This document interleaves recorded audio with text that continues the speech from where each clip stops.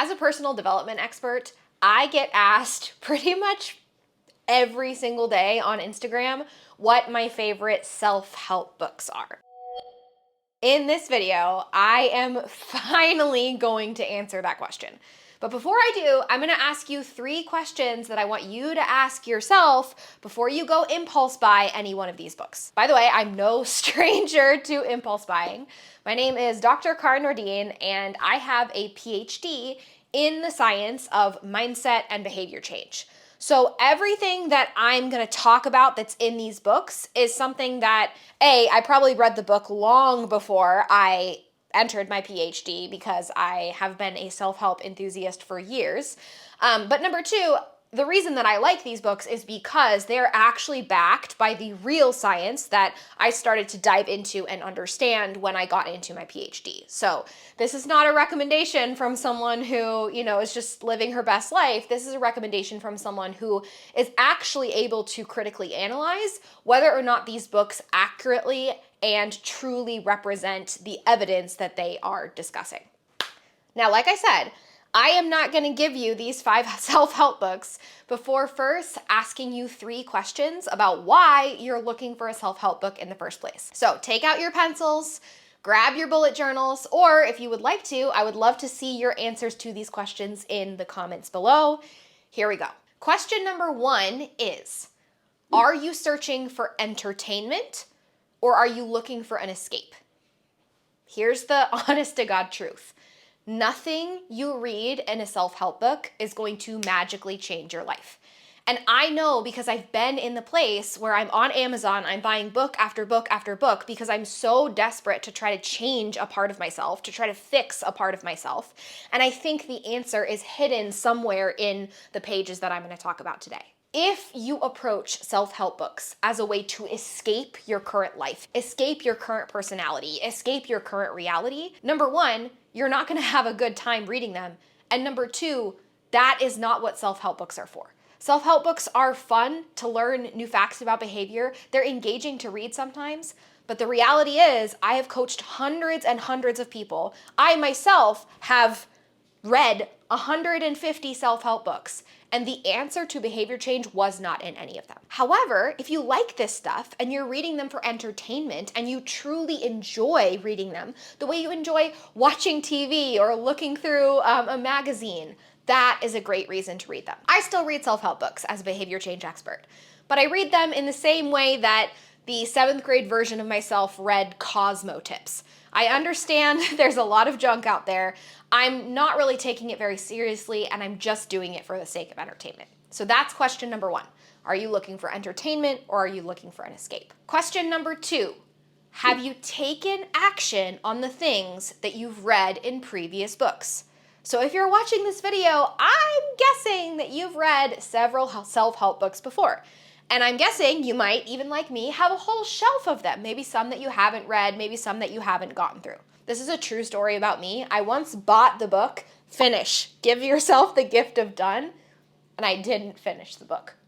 And so that goes right back to this question. If I tell you these self-help books, are you actually going to do anything with it? Because if your problem is doing the things you say you're going to do, information does not bridge that gap. That is where coaching, worksheets, application comes in, all of which we provide inside of our Change Academy membership. So I'm going to link that below in case you want to check it out. And question number 3 is, are you searching for a broad understanding or are you searching for specific expertise? We're going to talk about this more when I get into the books, but a lot of these really, really good books are several years old. And the fact is, if you're a coach or an educator or someone who wants the latest information, if you're someone who wants to really, truly understand the science, these books are probably not the place for you. And that's because they're written for the general population. They generally wildly overextend what the science is actually saying in order to benefit their claims. And they're written for entertainment. They're not written to give you an accurate understanding of the actual behavior change science underneath that phenomenon. So if you're reading A, for entertainment, B, you've applied the shit you've learned before, and C, you understand that you're getting a broad, watered down understanding of concepts, if you're answering yes to those things, then awesome. Let's talk about 5 books that I can recommend for you. Okay, self-help book number 1 that I'm going to recommend to you is Essentialism by Greg McKeown. This book seriously changed my mind. And the reason that I like this book is because it doesn't try to overuse a bunch of science, take things out of context, and like make a huge scientific argument that's really based in something that's very loose. Instead, what it does is it's designed to actually shift your perspective. So essentialism really covers why we need to do less. Essentialism is the strategic art of doing less. And for me, as someone who has been doing the most all of my life, I've always had multiple jobs, multiple projects, and always felt like I was running and running and running, and I was never finishing a race. This book explained why. So if you're a person who's like frequently overwhelmed, if you're a person who struggles with feeling like you have too much going at once and you're not sure how to pull that down and really focus, this is the book for you. This is my number 1 recommendation, Essentialism by Greg McKeown. Let's talk about book number 2. This is also a perspective book. So you're noticing a trend here.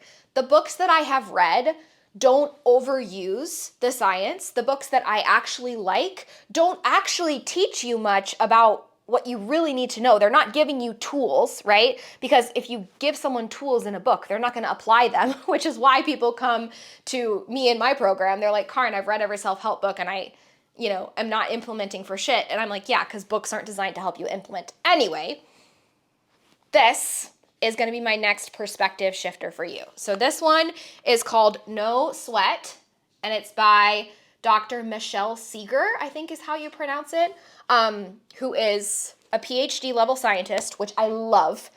Spoiler alert, there's so many self-help books out there written by people who do not have the education to be writing them. So we love a PhD level education. And I read this several years ago and it actually really transformed my relationship with movement. If you've seen my video, Focus on Movement, Not Exercise, there were a lot of different sources that kind of culminated in me making that shift, but this was one of the books that I read early on that really changed my mind. So if you have troubles with exercise consistency, exercise frequency, getting to the gym, feeling guilty about it, not getting enough movement in throughout your day, this is the book I would recommend. All right, book number 3, which probably should have been book number 1, is going to be Mindset by Carol Dweck. So growth mindset is our ability or our belief that our abilities can change. So my belief, for example, that I can get better at YouTube videos is a growth mindset. And growth mindset was really started to be researched in the 1980s when Carol Dweck, Dr. Carol Dweck, the author, was at Stanford, I believe, doing her PhD. And she was the one who really discovered it, started to look into it. So 1980 to 2008, this is 28 years of research on growth mindset summarized in one book. And it is an amazing place to start, okay? The one thing that I would caution you with this book is that it is a very incomplete understanding of what we know about growth mindset, because this is the updated edition, but I believe it was updated in like 2011 and it's now 2023. We have an additional 10 years of research on growth mindset. This is research I'm very familiar with because I did my dissertation. I'm a published PhD level researcher on mindset theory, and there's a lot we know about mindset that's really important that this book does not cover. That's something that I've covered previously in Change Academy. So if you're a coach or if you're a person who's working with other people and you want to update your knowledge on growth mindset, that's where I would look. But if you're a beginner who's interested in a base level knowledge of what growth mindset is and why it matters, this is going to be your book. Mindset by Dr. Carol Dweck. Book number 4 is going to be The Upside of Stress by Dr. Kelly McGonigal. Yeah. Upside of Stress by Dr. Kelly McGonigal. I loved this book. This is actually a more recent read for me, and I like it for 2 reasons. One, it really emphasizes and summarizes research in a very empowering way. So this book, unlike 99% of the books I read, actually I think, ethically discusses how far the research goes. So it's very willing to say, we don't know this for sure, this might be something you want to try out. And two, the reason I like this book is because there's a lot we misunderstand about stress. And if you want a quick summary, like if you don't want to read the whole book, go watch my video, which I'll put here, that's about stress, because that is going to cover a lot of the same themes that are inside of here.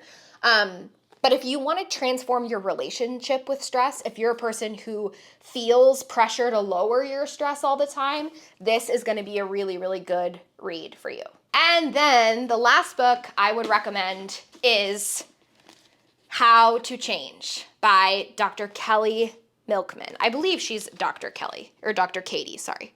Dr. Katie Milkman. This book is an awesome summary. It's again, really, really surface level understanding of a bunch of different change tools. It's gonna give you, here's a tool and here's a little bit about how it works. It might give you an example or two of how you could actually use it. The people I've talked to that are not me, who have read this book, have told me that it helped them really understand things. Like it gave them that base level knowledge. It's sort of like enrolling in, Psychology 101. Okay, it's going to give you a broad level knowledge of a lot of different topics. I personally, as someone with a PhD, was pretty bored with it. I'm not going to lie, but that may be because the majority of the information in here is backed by the science, which I already understood and learned throughout my PhD. So that is actually like awesome. If we're reading a book that's full of things that I learned in my PhD, it probably means that that book is pretty evidence-based. So if you're looking for just kind of an overview on self-help, this is where I would go.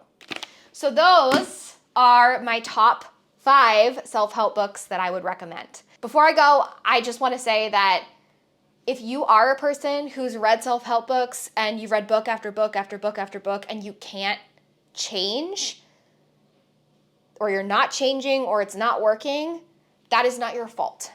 And it is because humans learn in a pyramid.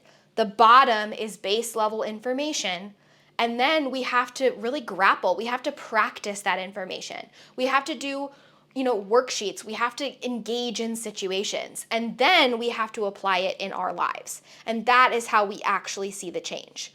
What self-help books do is they gave you a great foundational layer, but that's about where they stop. It's sort of like if you read a book about how to ride a bike, you couldn't really go out there, just get on one and expect to be balanced.